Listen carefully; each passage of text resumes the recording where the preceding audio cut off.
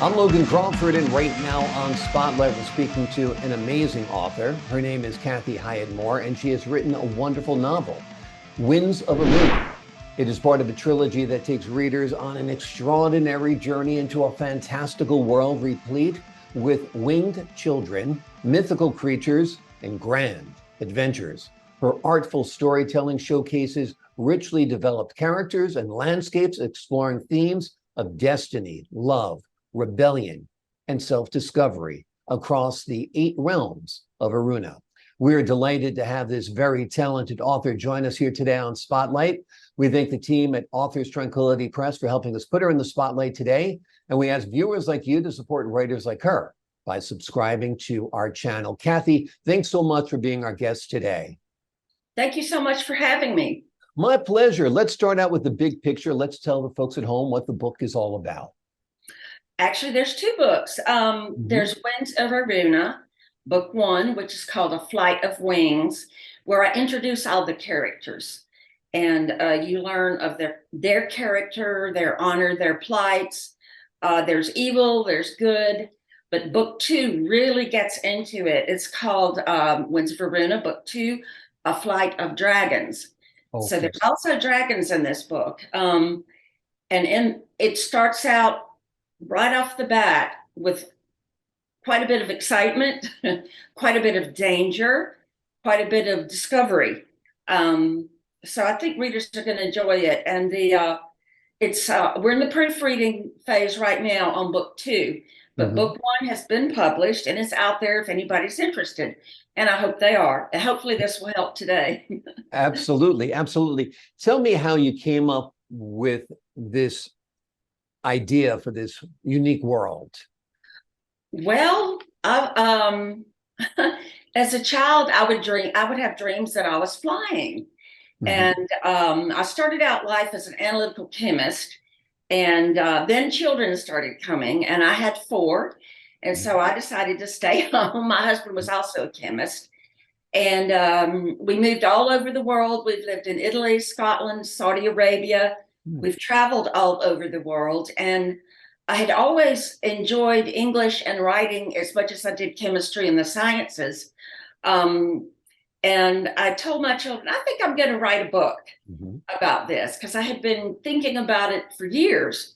Right. And my middle son said, you'll never do it. Well, when the first book came out, I signed it for him and handed it to him. And I said, don't ever say your mom won't or can't. Exactly. Those are the wrong words to say to your mom. That's a challenge right there. That's a challenge. And what I did was I've used my experiences traveling over the world in this book. I've used the relationships that I've seen in this book. And it's good, clean fantasy. It's high fantasy with just a touch of dark fantasy because of the evil queen and other evil characters that are in the book.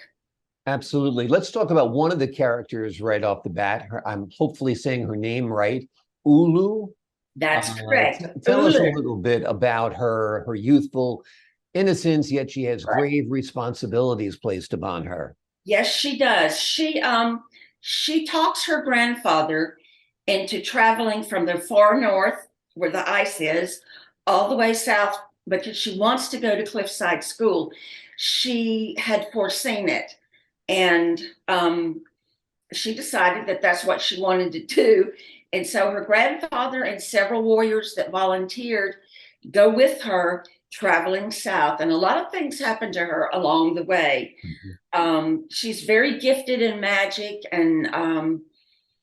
but she wants to learn more. She wants to become what's called a wind dancer. And she wants to study magic that the 8 realms has to offer. So we follow her through the first book all the way down, and she actually meets 2 other main characters, Lynette and Duran, who are life mated, and she meets them as they have their offspring. They have a baby. And that's where Ulu comes into the picture, and they all join together, and they find out through Ulu's presence that there's going to be an attack on Cliffside School. so they decide to take a journey back to the school to sort of prepare the people at the school for the coming attack. Yeah, amazing. So, It all feels very real. It all feels kind of timeless, which is what I like as well. Who are your influences? well, my husband's relationship with our firstborn grandchild, which was a girl, Mhm, I observed them and the love that they had and the concern they had for one another. mhm, Um, Also, the love story between Lynette and Jordan, I sort of took that from my own experiences with my husband.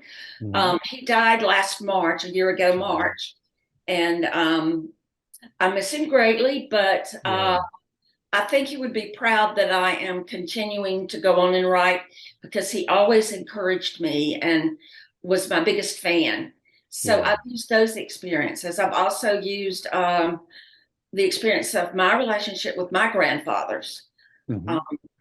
so I just bring my life experience into Yeah, my writing, and the thing that I try to show right off the bat is that there are different cultures, there are different ways of thinking, and that's okay. You don't have to be afraid or antagonistic towards someone who is not like you. You yeah, can embrace them, you can love them, you can understand them, and you can be kind. And so I sort of show this throughout the book and the yeah. development of honor and good character by comparing it with dishonor and bad character. Yeah, yeah. Well, those themes of good and evil are very well flushed out in your book, and I think they are what make it interesting, in part, at least. Question I had for you is, of all the countries you traveled in, you've learned a lot, I'm sure, about different cultures, different people. Is there a favorite country? And is there, other than the United States, of course, Yes. and is there a country that stands out? Like when you told me all the countries you lived in, I'd say, aha, Scotland is what influenced this book the most. Tell me what your greatest influences were among all the countries that you've traveled in and lived in. Well, actually, I loved Italy. I Mhm. speak fluent Italian. I studied German in college, so I also speak German. Um, Mhm. I did not learn Arabic when we lived in Saudi Arabia because I developed lung cancer, non-smokers lung cancer. So I had to fly home for that, for chemotherapy and treatment and everything. That was in 2014, and I'm a survivor. I Mhm. survived it. And so I really like Italy. We had a ski apartment up in the Dolomite area where Alberto Tomba, the Italian Olympic skier, did his training. And we would go up every weekend. We lived in a little community called Monza, right Mhm. across from the Formula One track, the Parco di Monza. And I just used all my experiences, like the mountains and the beauty, the snow, quite a bit of the beginning story of Ulu and her grandfather, and the clans. I took from my memory of skiing in the mountains, way up high. It was like Mhm. 1,200 feet elevation. So Wonderful, wonderful. The world you created seems inspired by various mythologies. Can you talk about specific legends or mythologies that influenced the creation of Eruna, or was it pure inspiration, or were you borrowing a little bit here and there from Greek mythology, for example, and so forth? no, although I've studied all that, I just plucked it straight from my brain. I Yeah. just let it flow out. And that's sort of the way I began the book, was just, what would I like to do? Oh, I'd love to fly. Yeah. And also the giant trees that are on the planet of Aruna. I came up with that idea long before Avatar did.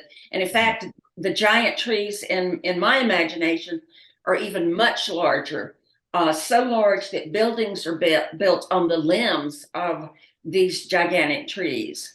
And in the first book, I talk about the three trees of Cliffside School, and they are extremely enormous trees where the students go to study. So Yeah, amazing. Tell me a little bit about the dragons that are included in your story and how do you envision their role? Eh, Okay, well, one of the evil characters named Morin um, tried to do a spell in dark magic and it backfired on him and burned him terribly, destroyed his wings, and threw him into a void.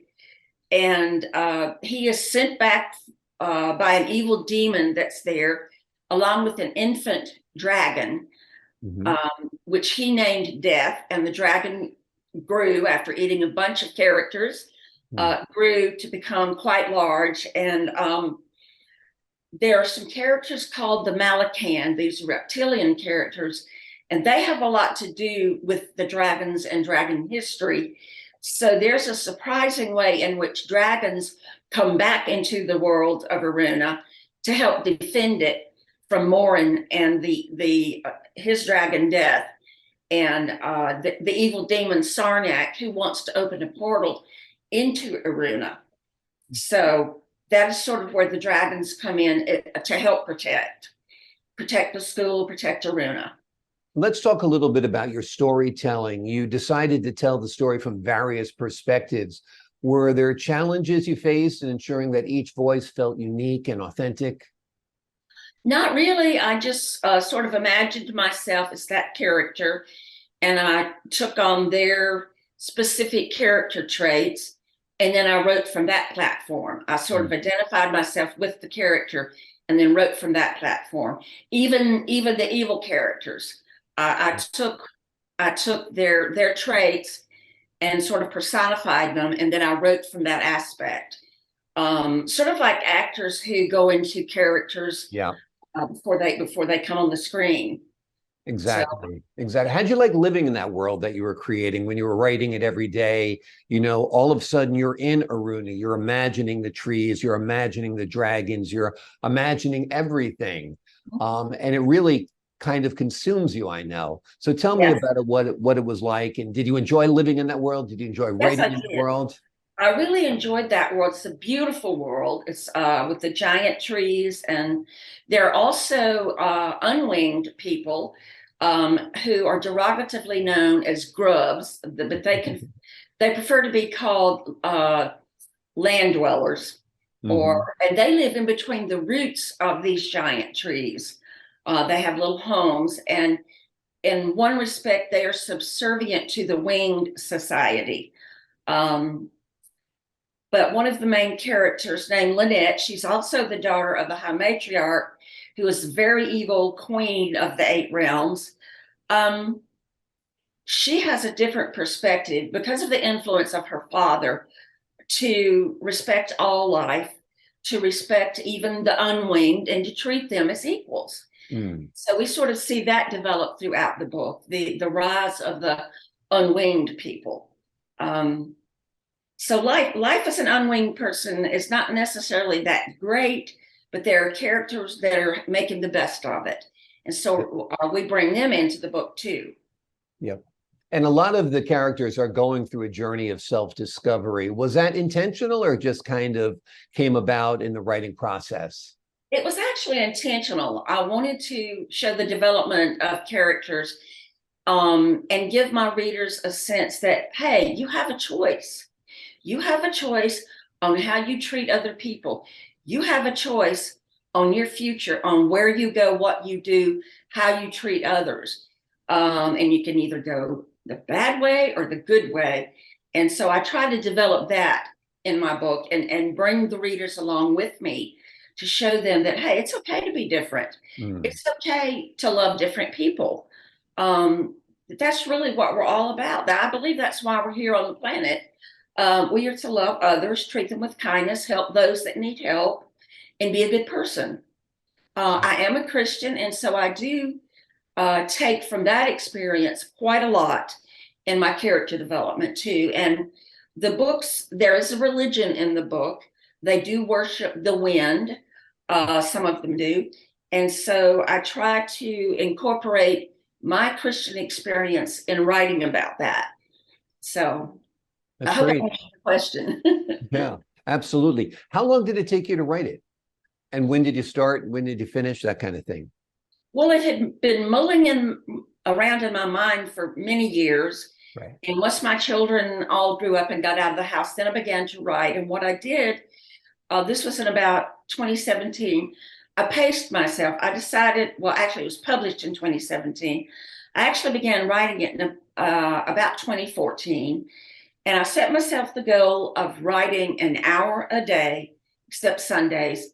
And I would just sit down at my computer and just write. And Mhm. fortunately, my youngest son was an English tutor and writing tutor at a university, as well as an adjunct professor there. So he did a lot of critiquing for me. He did a lot of proofreading for me. So he really helped me in the grammatical realm.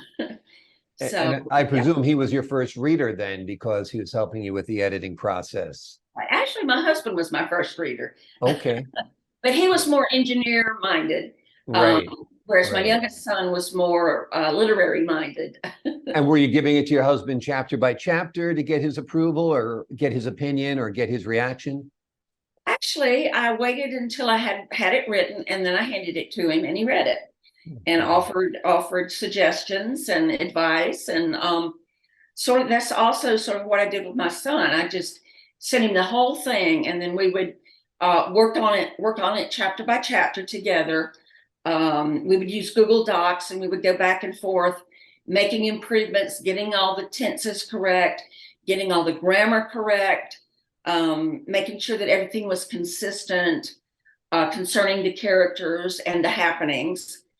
So it was just an interesting process. Yeah, So we're absolutely. sort of going through that now with book two.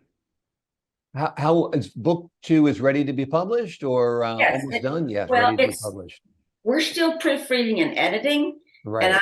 I expect that should take about a month, and then it'll be on the market. That's the So, plan. sounds wonderful. Sounds wonderful. Which influences you more when it comes to writing? Other writers, filmmakers, TV show producers? Do you feel like you're more inspired by visual mediums or written? Actually, I take my inspiration directly from my brain. I don't. Yeah, I try not to let other books and other um, venues or media affect my story. right. I have an idea of where I want to go, how I want things to happen, who I want to do what. So actually, no, I don't take any inspiration from outside sources. Oh, And you did mention that initially it was planned to be a trilogy, but I can foresee writing book after book after book, taking this in a progression. So it may be more than a trilogy. I hope so. that's great. That's great. Well, you Uh, like I said, in your mind, you love living in Eruna, so why end it? It exactly. seems like there's endless possibilities and endless stories that could evolve. Have you envisioned this as a film or a TV show or a series or something? Oh, absolutely. That would be wonderful. I think people would really enjoy seeing people fly and Yeah, the interactions that they have and the creatures that I've created in my books. There's so many different creatures that I introduce that are very interesting. Also, there's lots of different people that I introduce that are really interesting. And I think if it were a movie or a TV show, there's plenty of material from which to draw a script. agreed. Agreed. I think it could be a series of movies even. And Yes. it is very visual. It would be a wonder to create it. And I'd imagine it'd be a thrill to watch it as well. Let's talk a little bit about the winged and the wingless societies that you created. Why did you decide to have distinctions between those with wings, those without wings? Was it kind of a metaphor for the disparities among people or the prejudices among people here in our society? Yes, I wanted to show the relationship between the two uh, societies, and I wanted to develop each one uniquely so that people could see that it's okay to interact with those that are different from you. And in a future book, I will explain why there are winged and why there are unwinged, and how they came to be on the planet of Eruna. That will be developed in a future book. And I'm also going to develop the way the unwinged break loose from their servitude to the winged society. So that's sort of a future plan. Exactly. May the winds watch over them. Those are some of the phrases you implore during your writing. It kind of created almost like a biblical feel about it. Was that the intention, to make this feel kind of eternal, kind of? Yes, definitely, definitely. Tell us about that. Yeah. There's two different, there's several different societies. There's the clans from the far north, from which Ulu comes. They have their specific beliefs, but they also worship the wind. They have a different name for the wind. From the winged people in the 8 realms and the northern provinces, they also have a different way of worshiping. Eventually, there's going to be an introduction of another society that will make their appearance probably in the 3rd book, which I'm just beginning to write. I have it all scoped out in my brain. For example, there's the assassins, and where they train and what they do and how they are interspersed, and also the monarchies. There are matriarchs and patriarchs, and they take their names from their trees, like Tree Artis and Tree Aldrin, and they all have different characters, different ways of interacting with the world. So I wanted to show that also. There's also levity in the book. Ulu's actions, like painting eyebrows on people, add humor to the story. Tell us a little bit about incorporating some of these humorous elements. Well, I don't want my readers to think, oh my goodness, this is just too dark. This is boring. So, I have a vivid sense of humor. So I incorporated that into my writing. I wanted to bring some levity, because there is some darkness in the book. There's some very evil characters. There's no foul language. I don't think that young readers need to be exposed to that. And I sort of invent my own curse words, like, oh, blast it, blast the winds. That's sort of the type of words that I use. And as far as the religion goes, it's really a reflection of Christianity. It's also a reflection of Islam. Having lived in Saudi Arabia, I became very acquainted with the Muslim people. I still have Muslim friends that I speak with, and I can speak a little bit of Arabic. So whenever I see a Muslim woman in the United States, I will say Assalamu alaikum to her. And touch my heart to let her know that, hey, we're sisters. I may be a Christian, you may be a Muslim, but that does not mean we cannot be friends, that we cannot love each other and be kind to one another and help one another. So I really enjoy different cultures and interacting with them. And so I do try to incorporate that into my writing. Absolutely. And that respect for other cultures resonates throughout your work. Right. Let's talk a little bit about choosing among children here. You wrote the first book, Winds of Eruna, and the second book is called? A Flight of Dragons. A Flight of Dragons. Now, you created the world in Winds of Eruna, and now you have the Flight of Dragons. After having created the scaffolding in the first book, which book do you prefer? Which book do you like more? Which book do you enjoy more? Book 2 is by far better. My husband read book 1 and book 2, and he said, oh, well, this one is so much better than the first one.